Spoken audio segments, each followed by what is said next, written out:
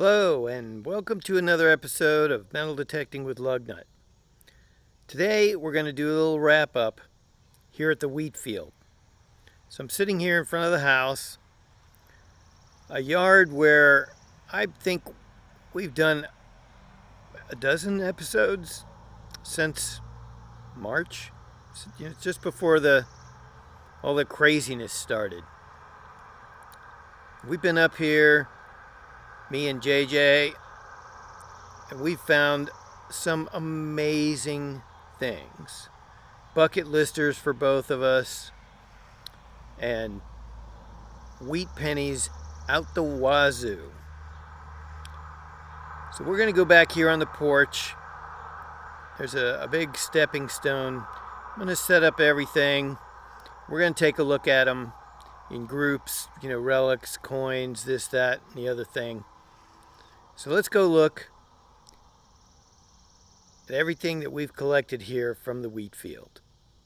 Here's the item that really started the whole thing.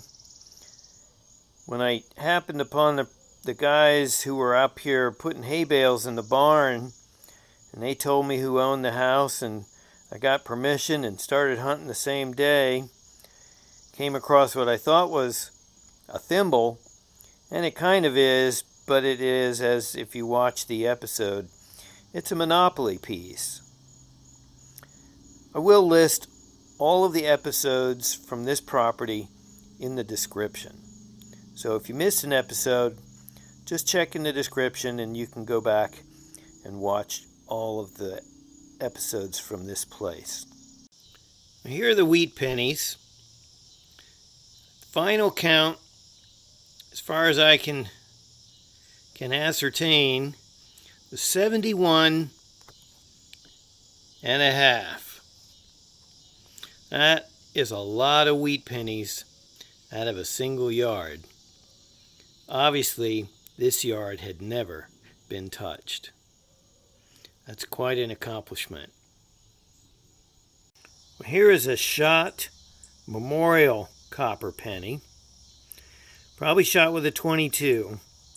The only thing more of in this yard than the wheat pennies were .22 shell casings.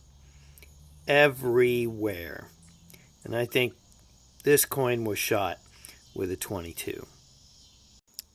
Here's the collection of dog licenses, rabies tags, going back as far as 1922 and as current as 2003. I really like those ones shaped like bells. Pretty cool. Here's our religious token, found shortly after one of the bucket listers, with John 3:16 on one side and the Lord's Prayer on the other side. Here are the buttons. We got the Great Seal cuff button from the 20th century and the beautiful collection of flat buttons there from the 19th century.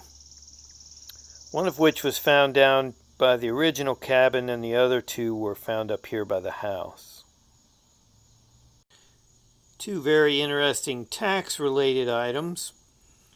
We have the tax paid 1911, which came from a railroad company, probably a larger piece of farm equipment, and the Washington State tax token from the 40s. The owner couldn't tell me how he thought that might have gotten here, but interesting all the same. Here are the more interesting pieces of ordnance. The shell on the left is from a Winchester repeating rifle. We have the musket ball in the center, and on the right, the .45 Magnum round, which had been drilled and turned into a pendant. And that's pretty interesting. I'd never heard of a .45 Magnum. I had to look that one up on the internet. Pretty interesting.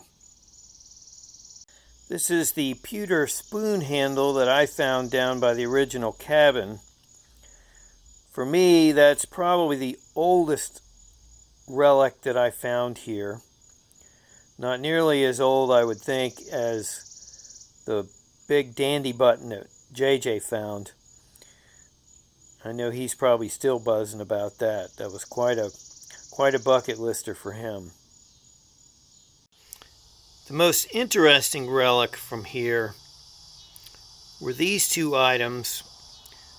The JW 1861, what we only can ascertain is a pottery stamp, was found up in the main yard by the driveway by me. And the floral decorative repeating stamp with multiple patterns was found by the old cabin by JJ. And he was nice enough to give it to me to keep them together because, I mean, obviously they're made of the same stuff, probably at the same time. Very, very fascinating piece of history right there. Here are the items from JJ's bucket listing day. It's quite a collection. The flat buttons and Indians that were 1800, the V-nickel that was 1800, and the amazing Franklin $50. Let's do the coins. There's the Kennedy half, clad. 3 war nickels, one of which completed my basic war nickel collection. 4 Rosies, 3 Mercs, 3 silver Washingtons. We've got 3 Indians, one of which found at the old place, which is burnt to a crisp, but it is an Indian. That one could probably be 1800s. The others are 1900 something. This one could be my 1877. We'll just never know. Then we have the 2 incredible bucket listers. First was the 1926 Standing Liberty. And then the 1942 Walking Liberty half.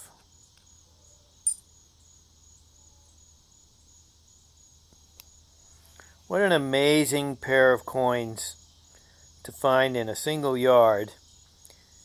Then there's JJ's Franklin half and the 20 centavo piece from Chile, which brings the silver total from this yard to 18, if I'm not mistaken, which is pretty astounding.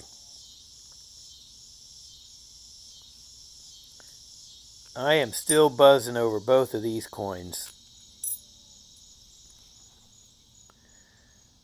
That's just amazing. What beautiful, beautiful pieces of silver. Very, very lucky to have come across those here. Well, I hope you enjoyed this little wrap-up. Again, links to all the episodes filmed at this permission, The Amazing Wheatfield, will be found in the description. Thanks so very much for joining me. We may be coming back to this place, especially the old cabin back in the woods, to see if there's anything else down there. But the yard, I've been up here at least 3 or 4 more times and have found virtually nothing. So I think between myself and Woody, we've vacuumed this yard pretty thoroughly. But again, thank you for joining me. Please come back next time when we once again go looking for what's under the grass.